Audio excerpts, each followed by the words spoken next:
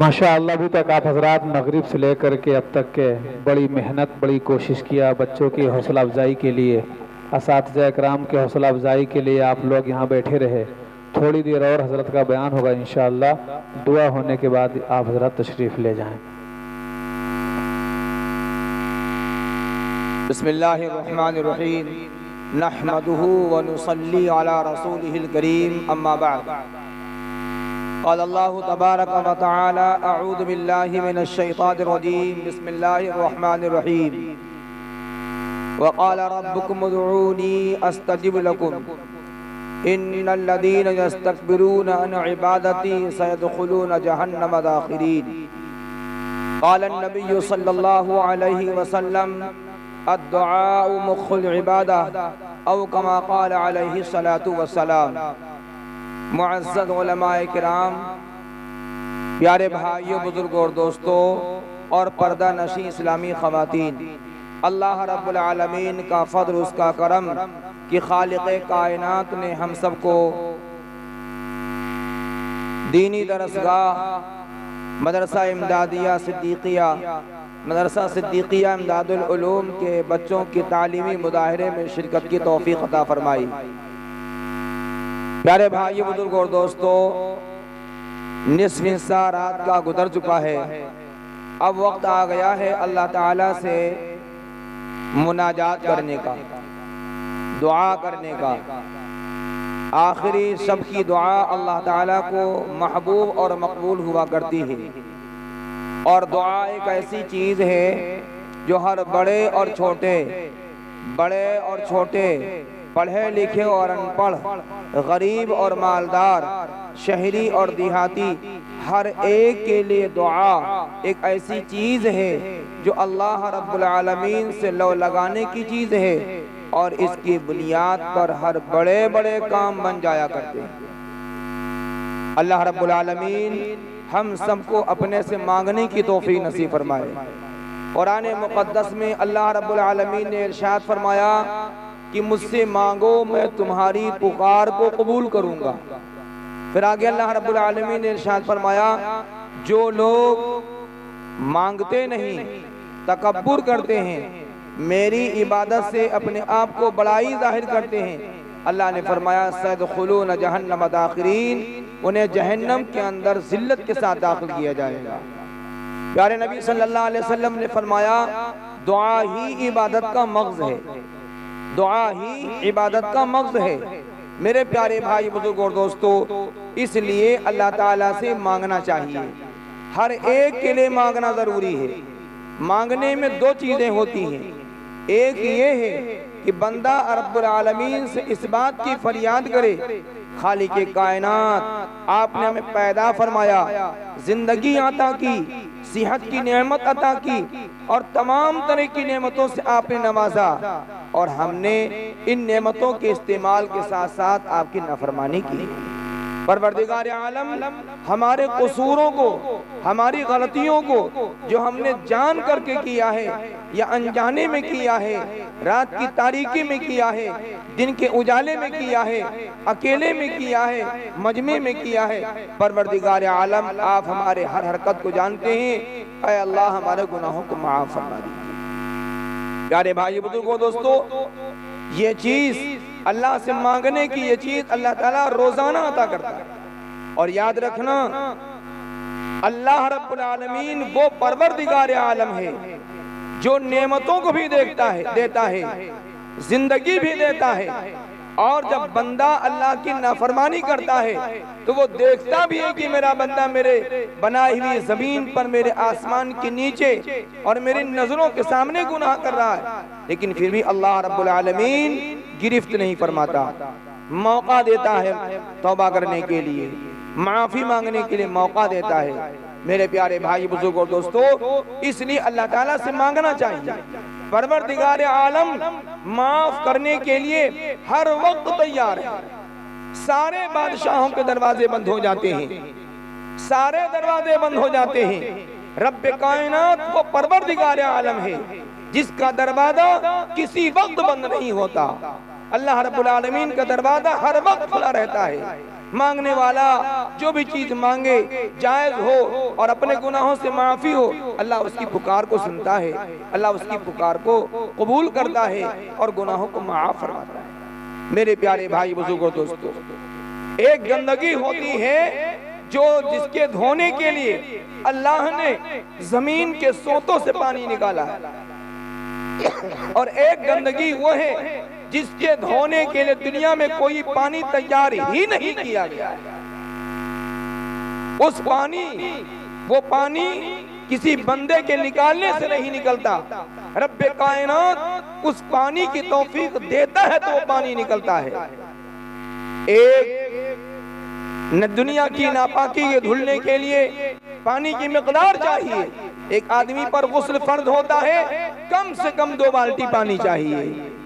वजू करना है तो कम से कम 1 मग्घा पानी चाहिए। और 70 साल की गुनाहों की गंदगी को धोने के लिए रब्बे कायनात के यहाँ समंदर के पानी की जरूरत नहीं है। रब्बे कायनात के यहाँ अल्लाह के फضل से अगर मक्खी के सर के बराबर वो पानी निकल आए तो रब्बे कायनात 70 साल की शिर्क की गंदगी और पलीदगी को मक्खी के सर के बराबर के कतरे पानी के निकले कतरे से धुल देता है। वो कौन सा पानी है? वो पानी है नदामत के साथ आंखों से निकला हुआ पानी। प्यारे भाई बुजुर्गों और दोस्तों, और ये पानी हर एक को मयसर भी नहीं होता। अल्लाह रब्बुल आलमीन जिसको देना चाहता उसी को मयसर होता है। और याद रखना, जिंदगी के जिस लम्हे के अंदर रब्बे कायनात नदामत की तौफीक दे दे और आंखों से सर के मक्खी के बराबर पानी निकल आए, याद रखना पूरी जिंदगी के अंदर ये वक्त हमारा वो वक्त है जिस वक्त के अंदर अल्लाह ने हमें अपने गुनाहों से पाक होने की तौफीक दी है। उलमा ने फरमाया है कि अगर आंख से मक्खी के सर के बराबर पानी निकल आए तो इस पानी को हाथ से न पोंछना, इस पानी को रुमाल से न पोंछना, इस पानी को पानी से न धोना, बल्कि ऐसा मुतबर्रक पानी है कि इस पानी को अपने चेहरे पर मल लेना और ये पानी चेहरे के जिस हिस्से पर लग जाएगा, रब्बे कायनात इस पानी की बरकत से जिस्म को इंसान जहन्नम से आजाद फरमा देगा। प्यारे भाई बुजुर्गों दोस्तों, अल्लाह रब्बुल आलमीन वो साथ रोजाना देता है, खुसूसन अहले ईमान के लिए। अल्लाह रब्बुल आलमीन अभी 10 दिन के बाद वो वक्त आने वाला है जिस वक्त के अंदर रब्बे कायनात रमजान के हर दिन के अंदर रोजेदार की हर दुआ को कबूल फरमाता है। मेरी प्यारी माँ और बहनों और मेरे प्यारे भाई बुजुर्गों दोस्तों, हमारे बहुत सारे लोग, हमारी बहुत सारी माँ बहनें हैं, हमारे भाई लोग हैं, अगर उनके सामने बात आती है कि तौबा करो तो उनको नफ्स और शैतान झिझोड़ता है, ऐ नालायक, ऐ बेवकूफ, इतने गुनाह कर चुका है, कोई गुनाह तुमने नहीं छोड़ा है, किन किन गुनाहों से तौबा करेगा। हमारे बहुत सारे भाई कह देते हैं, अरे यार क्या करें, जिंदगी में कभी मस्जिद का दरवाजा देखा नहीं, कोई गुनाह नहीं जो ऐसा हमने किया ना हो। किन किन गुनाहों से तौबा करें। हजरत हकीम अख्तर साहब आरिफ बिल्लाह, हजरत हकीम अख्तर साहब नव्वर अल्लाहु मरकदहू पाकिस्तान के हैं, वो फरमाते हैं जिस शख्स ने ये सोच लिया कि मैं किन किन गुनाहों से तौबा करूं, हमारे पास तो गुनाहों के अंबार हैं, फरमाया इस शख्स ने अपने अकीदे को खराब कर लिया, इसने अपने गुनाह को बड़ा समझा, अल्लाह की रहमत को बड़ा न समझा। प्यारे भाई बुजुर्गों दोस्तों, कभी भी जिंदगी के लम्हे के अंदर ये मत सोचना कि हम कैसे पाक होंगे, हम कैसे पाक होंगे। गौर कीजिए, सैयदना उमर फारूक रज़ी अल्लाह ताला अन्हु और हबशी ने जब हमजा रज़ी अल्लाह ताला अन्हु को शहीद किया था, हिंदा ने हमजा रज़ी अल्लाह ताला अन्हु के कलेजे को चबाया था। कितना बड़ा गुनाह था। उमर रज़ी अल्लाह ताला अन्हु कितने बड़े गुनाह करने के लिए निकले थे। एक बूढ़ी है जो कांटा डालती है, अबू जहल है जो गालियां देता है, अबू लहब है चचा है जो हुजूर पाक सल्लल्लाहु अलैहि वसल्लम के पीछे पीछे ये ऐलान करता हुआ चलता है ये झूठा है, ये मक्कार है, इसकी बात न सुनना। उमर रज़ियल्लाहु ताला अन्हु हुजूर पाक सल्लल्लाहु अलैहि वसल्लम का सर कलम करने के लिए चल रहे हैं, कितने बड़ा गुनाह के लिए चल रहे हैं, लेकिन अल्लाह रब्बुल आलमीन ने तौफीक दी, दायरे इस्लाम में दाखिल हो गए, अल्लाह ने उनके इतने बड़े गुनाह को माफ कर दिया। हकीम अख्तर साहब नंबर अल्लाह मरकदहू फरमाते हैं, बंबई का समंदर, जो पूरी बंबई की इलादत समंदर में जाती है, एक लहर आती है, उस लहर से पूरे बंबई का पाखाना जो समंदर में गया एक लहर की बुनियाद पर फिल्टर हो जाता है और समंदर का पानी पाक हो जाता है। अगर समंदर में कोई नहा ले तो वो नापाक नहीं होगा। फरमाया अल्लाह की बनाई हुई मखलूक समंदर है, जब पूरी बंबई की गिलादत को एक लहर के अंदर फिल्टर कर देती है, रब कायनात की रहमत की लहर आएगी, पूरे आलम के गुनाहगारों के गुनाहों को माफ कर देगी। परवरदिगार आलम रमजान का महीना अपनी रहमत की लहर देने जा रहा है, रमजान का महीना अपने रहमत की लहर देने जा रहा है। मुसलमानों तैयार हो जाओ, जहां पर तुम्हें नमाज पढ़ना है, तुम्हें रोजे रखना है, तुम्हें सहरी खाना है, तुम्हें सदका करना है, वहीं पर तैयार हो जाओ इन तमाम आमाल के साथ, रोजाना अल्लाह ताला से खुशू खुजू के साथ रोने और गिड़गिड़ाने के लिए, दुआ करने के लिए। अल्लाह रब्बुल आलमीन हम सबको दुआ में लगने की तौफीक नसीब फरमावे। मियाँ नमाज, रोजा, तिलावत, सदका, खैरात, हज, उमरा, तमाम इबादतों का मग़ज़ क्या है? दुआ है। नमाज में इंसान नमाज पढ़ता है, सजदे में जाता है, पेशानी और नाक जमीन पर रगड़ता है। अल्लाह ताला को पूरी नमाज में सदका, सजदा बहुत महबूब है। आप देखिए, बहुत बड़ा आलिम है, बहुत बड़ा कारी है, बहुत बड़ा मालदार है, बहुत बड़ा बादशाह है, लेकिन जब वो हज करने के लिए जाता है, फकीर बनकर के एक लुंगी पहनता है और एक लुंगी ओढ़ता है, और ओढ़ने की शान भी अलग होती है। वो साहिब कहता है मैं आजिज हूँ, बेबस में बस हूँ, ऐ रब्बे काबा मैं तेरे दर का भिखारी और फकीर आया हुआ हूँ।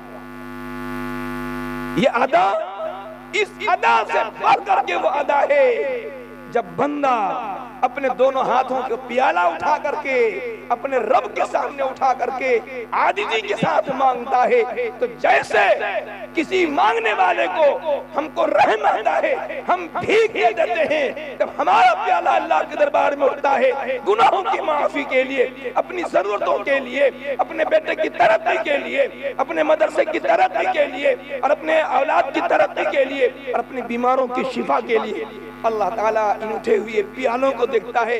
फिर अल्लाह ताला ये नहीं देखता ये जुआरी है, ये शराबी है, ये जानी है, क्या है ये? नहीं, ये प्याले अल्लाह के सामने होते हैं। जैसे हम भिखारी को भीख देते हैं, अल्लाह भी हमें अपनी मग़फ़िरत की, जरूरत की, बीमारों की शिफा की भीख देगी।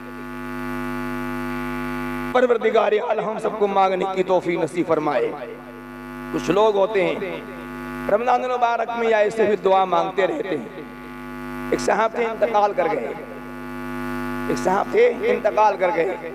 पूरा रमजान तरावी पढ़ते, नमाज पढ़ते, दुआ मांगते, और अगर ईद में लड़के उनको कपड़ा न देते तो कहते बताओ रोजा रखे, तरावी पढ़े, नमाजों पढ़े, और रमजान पूरा रमजान गुजार दिए, ईद में लड़के एक जोड़ा कपड़ा नया नहीं दिए। मतलब का वो खाली के लिए करता है कि उनका नया जोड़ा मिला। बहुत से लोग हैं दुआ मांगते हैं, दुआ कबूल नहीं होती। कब तक मांगते हैं? बहुत कम लोग होते हैं जो अपनी दुआओं में इस्तिक़लाल करते हो, वरना एक हफ्ता कोई सऊदी जाए तो एक हफ्ता नमाज पढ़ी वो सिर्फ, बस जान जाओ कि एक हफ्ता नमाजी सऊदी के लिए आए हैं, सऊदी जाने के लिए। और बहुत से लोग होते हैं जब किसी की जमीन पर नाजायज कब्जा करते हैं और मुकदमा दायर करते हैं, तो उस नाजायज जमीन पर कब्जा करने के लिए 5 वक्त की नमाज, दुआ पर दुआ लगाए। काहे के लिए? ये नाजायज जमीन का कब्जा अदालत हमारे हिस्से में कर दे, और जैसे फैसला होगा छोड़ दी उनका। तो लोग दुआ मांगते हैं, दुआ कबूल नहीं होती तो कहते हैं मांगते रहे कुछ मिला भी नहीं, मांगते रहे हमारे दुआ कबूल ही नहीं, बदजन हो जाते हैं। आइए, एक बादशाह गुजरे हैं, हजरत इब्राहिम इब्न अदहम रहमतुल्लाह अलैह। इब्राहिम इब्न अदहम रहमतुल्लाह, जो गालिबन बहलोल दाना रहमतुल्लाह अलैह के पीर थे। एक दिन जा रहे थे सफर में, बुजुर्गी अख्तियार कर ली थी, कहीं जा रहे थे सफर में, रात हो गई, जाड़े का मौसम था। एक मस्जिद में रुके तो मस्जिद वाले ने कहा बाहर निकलो, मस्जिद बंद करने जा रहे हैं। निकाल दिया उसने, बाहर निकल आए। ठंडक का जमाना था, सोचा कहाँ जाएं। बाहर निकले तो उस जमाने में होता था कि बड़े बड़े उमरा अपने बस्ती के लोगों के लिए जो है पानी गर्म करने के लिए आग की भट्टी जलाया करते थे। तो एक शख्स आग, उसमें भट्टी में आग जला रहा था, लकड़ी लगा रहा था वो। तो इन्होंने देखा कि आग जल रही है, चलो इसके पास चलें और चल करके इसके पास बैठे बैठे रात गुजार देंगे, बात करते रहेंगे, रात गुजर जाएगी। इब्राहिम इब्न अदहम रहमतुल्लाह अलैह पहुंचे और करीब पहुंचे तो उससे कहा अस्सलामु अलैकुम। वो आग जला रहा, लकड़ी लगा रहा, सलाम का जवाब ना दिए। अब एक खड़े हैं, शायद घंटा 2 घंटा खड़े रहे होंगे। उसके बाद घंटे 2 घंटे के बाद उसने कहा वालेकुम अस्सलाम, जवाब दिया, खैरियत मालूम की, कहा आओ बैठ जाओ। बैठ गए वो, बातचीत होने लगी। बातचीत होते होते उसने पूछा, उन्होंने कहा कि आज इब्राहिम अदहम ने उनसे कहा कि ये बताओ, मैंने तुमसे सलाम किया, तुमने इतनी देर के बाद जवाब क्यों दिया? इतनी देर के बाद जवाब क्यों दिया? तो उसने कहा कि ऐसा है कि हमारे जो आग जलाने की ड्यूटी का टाइम था, जो आपने मुझसे सलाम किया था, उस ड्यूटी के टाइम के पूरा होने में उतना ही वक्त बाकी था जितनी देर मैंने तुमको जवाब दिया। उतना ही वक्त बाकी था जितनी देर मैंने तुमको क्या दिया, जवाब दिया। अगर मैं आपको जवाब देता तो आपसे खैरियत मालूम करता, तो ड्यूटी के वक्त में कोताही हो जाती, कमी हो जाती। इसलिए मैंने ये सोचा कि अब वक्त पूरा हो जावे तब आपसे सलाम करें, फिर आपको जवाब दें और आपसे खैरियत मालूम करें। बात हो गई। बात होते होते उसने कहा कि मुझे 18 साल हो गए हैं। कितने? 18 साल हो गए हैं मुझको दुआ मांगते हुए। तो इब्राहिम अदहम ने कहा भाई कौन सी दुआ तुम 18 साल से मांग रहे हो? तो उसने कहा कि मैं मांग रहा था कि अल्लाह मेरी मुलाकात इब्राहिम इब्न अदहम से करवा दे। क्या करवा दे? इब्राहिम इब्न अदहम से मेरी मुलाकात करवा दे। कितने दिन हो गए? 18 साल से दुआ मांग रहा हूं। तो उन्होंने कहा फिर बताओ दूसरी दुआ कौन है? तो उन्होंने कहा कि जो आप मांग रहे थे अल्लाह ने तुम्हारी दुआ कबूल की और अल्लाह ने मुझको तुम तक भेज दिया, मैं ही इब्राहिम इब्न अदहम। उन्होंने पूछा फिर दूसरी दुआ कौन मांग रहे थे? तो उसने, उस भटियारे ने कहा कि मैं दूसरी दुआ ये मांग रहा था कि अल्लाह मेरी तजहीज़ो तदफीन इब्राहिम इब्न अदहम के हाथ करवा दे। ये बात कही और एक चीख मारी, इंतकाल हो। प्यारे भाई बुजुर्गों दोस्तों, 2 सबक। नंबर 1, दुआ की कबूलियत के लिए शर्त अव्वल है दुआ मांगने वाले का खाना और पीना और पहनना हलाल हो। हलाल है तो दुआ कबूल होगी। हराम खाने वाले की दुआ अल्लाह कबूल नहीं करता। प्यारे नबी सल्लल्लाहु अलैहि वसल्लम ने फरमाया मुसाफिर की दुआ कबूल होती है जब वो हाथ उठा के या रब्बी कहता है। अगर उसका खाना हलाल है तो दुआ कबूल होगी, और खाना हराम है, पीना हराम है, पहनना हराम है तो मुसाफिर की भी दुआ अल्लाह कबूल नहीं फरमाता है। आप गौर कीजिए, इस भटियारे की रोजी कितनी हलाल थी। अपने मजदूरी के औकात के अंदर घंटे 2 घंटे बाकी थे, लेकिन उसने अपना वक्त पूरा किए बगैर सलाम का जवाब नहीं दिया। उसने रोजी की हलाल होने का इतनी एहतियात की। अल्लाह रब्बुल आलमीन ने उसकी दुआ कबूल की। कितने दिनों के बाद? 18 साल के बाद। हम मुआफ होते तो 18 दिन 18 महीना बहुत है। 18 महीना बहुत है, बहुत है। महीना और हफ्ता तो हमारे लिए काफी हो जाता है। वो 18 साल से मांग रहा था वो। प्यारे भाई बुजुर्गों दोस्तों, इसलिए रोजी को हलाल करो, अपने खाने पीने में हलाल की तलाश करो और दुआ मांगने में जल्दबाजी न करो। अल्लाह से मांगो, नियत से मांगो कि अल्लाह कबूल करेगा। मांगते रहोगे अल्लाह कबूल करेगा उसको। और फरमाया दुआएं तकदीर को बदल दिया करती हैं, हालात बदल जाते हैं। दुआओं से गुरेज नहीं करना चाहिए। आ गया रमजान का महीना, सारी इबादतों के साथ हमें दुआ मांगना है। कुछ औकात ऐसे हैं जिनमें अल्लाह ताला बतौर खास कबूल फरमाता है। सुन लीजिए मेरी प्यारी माओ और मेरे प्यारे भाई बुजुर्गों दोस्तों। नंबर 1, सेहरी के वक्त, सेहरी खाने से पहले कम से कम 2 रकात नमाज तहज्जुद पढ़ने का एहतमाम करो।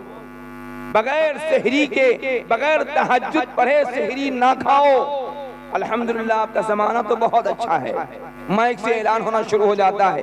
1 आध घंटा पहले से ऐलान करने लगते हैं। हम कहीं से ऐलान सुने फौरन अपने बिस्तर को छोड़ करके वजू में लग जाएं और सबसे पहले 2 रकात नमाज, 4 रकात नमाज तहज्जुद की पढ़ करके अल्लाह से मांग करके फिर सेहरी। तहज्जुद के बाद अल्लाह रब्बुल आलमीन दुआ कबूल फरमाता है। और खुसूसी मुलाकात का वक्त ये है तहज्जुद का वक्त। अल्लाह रब्बुल आलमीन हर ईमान वाले को बसहूलत ये वक्त अता फरमा देता है। लेकिन हमारे बहुत सारे भाई, मेरी बहनें, बहुत सारी ऐसी बहुत देर से पहले से उठ जाएंगे, लेकिन नमाज में 2 रकात नहीं पढ़ेंगी।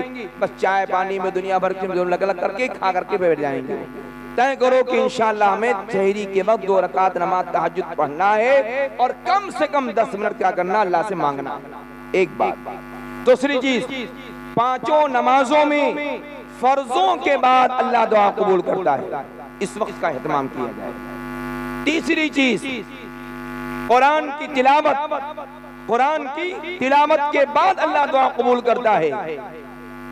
चाहे 1 पारे की तिलावत हो, आधे पारे की हो, पाव भर की हो। नहीं तो जो लोग कुरान शरीफ नहीं पढ़े हुए हैं, रोजाना रमजान के महीने में तिलावत की इबादत को हासिल करने के लिए उलमा ने लिखा है जितनी सूरतें उनको याद हैं नमाज में पढ़ने वाली, उन सूरतों को बैठ करके तिलावत की नियत से उनका मुज़ाकरा करना, तिलावत की नियत से उन्हें दोहरा लें और दोहराने के बाद हाथ उठा करके अल्लाह से मांगना।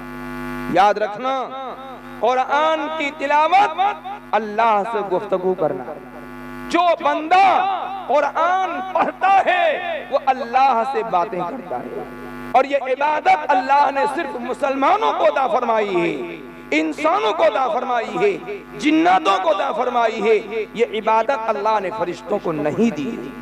कुरान इंसान और जिन्नात के लिए उतारा गया है, फरिश्तों के लिए नहीं है। हदीस पाक में आता है जब कोई मुसलमान कुरान की तिलावत करता है तो फरिश्ते अपना मुंह खोल करके कुरान पढ़ने वाले के सामने खोल देते हैं और वो समझ, उनकी ये नियत होती है कि ये कुरान पढ़ने वाला जब कुरान पढ़ेगा थूक के जर्रात उसके मुंह से निकलेंगे, हमारे मुंह में आ जाएंगे, वो बरकत हमको हासिल हो जाएगी। इसलिए तय करो कि इंशाअल्लाह हमें रोजाना तिलावत की इबादत में लगना है और उसके बाद दुआ मांगना है। तहज्जुद 5 नमाजों के बाद, कुरान की तिलावत के बाद और इफ्तार के वक्त दुआ मांगना। हमारी माँ और बहनें इफ्तार बनाती हैं, उन्हें किचन से फुर्सत नहीं मिलती, बड़ी इबादत है, अल्लाह उन्हें बेहतरीन बड़ा अजर देता है। मैं उनसे गुजारिश बात की करूंगा कि जब वो इफ्तार के वक्त किचन में हो, कोई सामान बना रही हो, तो उनकी जबान पर ये दुआ जारी रहे। ये दुआ भी दुआ है क्या? या वासिअल फज़ल इग़फिरली, या वासिअल फज़्ल इग़फिरली। ये दुआ इफ्तार के वक्त को पढ़ती रहें और जो सामान बनाना है बनाती रहें, उनको सामान बनाने के भी सवाब मिलेगा और दुआ मांगने का भी सवाब मिलेगा। और याद रखना मेरी माँ और बहनों, फुर्सत है तो आंचल के नीचे हाथ उठा करके दुआ मांगो, और अगर तुमको मौका नहीं मिल रहा इफ्तार के वक्त दुआ मांगने का, तो इफ्तार के वक्त जितने तुम्हारे बच्चे, शौहर, भाई तुम्हारी बनाई हुई सहरी को खा करके वो दुआ करेंगे और इफ्तार करने के लिए बैठेंगे और दुआ करेंगे, उनकी दुआओं में तुम्हारा भी हिस्सा शामिल होगा। इसलिए अपनी जबान से तुम या वासिअल फज़्ल का विर्द रखो और अल्लाह रब्बुल आलमीन तुम्हें इनकी दुआ में तुम्हारा हिस्सा अता फरमाएगा। परवरदिगार आलम हम सबको इस दुआ के अमल में लगने की तौफीक नसीब फरमाए। ग़ज़वा-ए उहुद में रसूलुल्लाह सल्लल्लाहु अलैहि वसल्लम अपने लश्कर के साथ तशरीफ ले गए, सारा लश्कर मौजूद है। प्यारे नबी सल्लल्लाहु अलैहि वसल्लम जंग शुरू होने से पहले अपने अरीशे के अंदर बैठ करके हाथ उठा करके दुआ मांग रहे थे। सिद्दीक़ अकबर रज़ियल्लाहु ताला अन्हु इरशाद फरमाते हैं, आका सल्लल्लाहु अलैहि वसल्लम के हाथ तो आसमान की तरफ उठे हुए थे, चादर नीचे को सरक रही थी। ये दलील है इस बात की, हर एक के लिए दुआ है। पैगंबर ने दुआ मांग करके पूरी उम्मत को सबक दिया गया है। एक की जरूरत की चीज है दुआ मांगना, हर अमल से पहले अल्लाह से मांगो, अल्लाह रब्बुल आलमीन तुम्हारी फरियाद को सुनेगा और कबूल करेगा। परवरदिगार आलम हम सबको दुआ की इबादत में लगने की तौफीक नसीब फरमाए। मेरी माँ और बहनों, सबक है, आपकी गोद से मिल रहा है सबक, आपकी गोद से सबक मिलता है। आप मासूम बच्चा आपकी गोद में होता है, बिस्तर पर होता है, जब वो रोने लगता है वो बाप नहीं समझता, भाई नहीं समझता, बहन और बेटी नहीं समझती। जैसे ही बच्चा रोता है माँ समझ जाती है, या तो बच्चा भूखा है या तो बच्चे ने पेशाब पाखाना कर दिया है। उसका रोना ये पैगाम होता है। बच्चा रो करके अपनी सारी जरूरत अपनी माँ से पूरी करवा लेता है।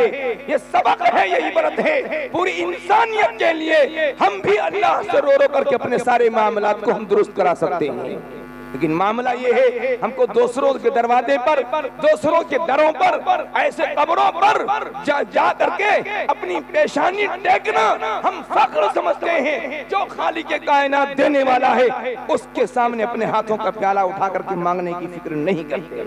जहाँ से मिलना नहीं वहाँ बैठे मर रहे हैं, रो रहे हैं, सीना पीट रहे हैं, चेहरा पीट रहे हैं, और जहाँ से मिलना है वहाँ हाथ उठते नहीं। कितनी बड़ी कम अकली की चीज है। दुआ करो, कोशिश करो और ये फिक्र करो कि हमें अल्लाह से मांगना है।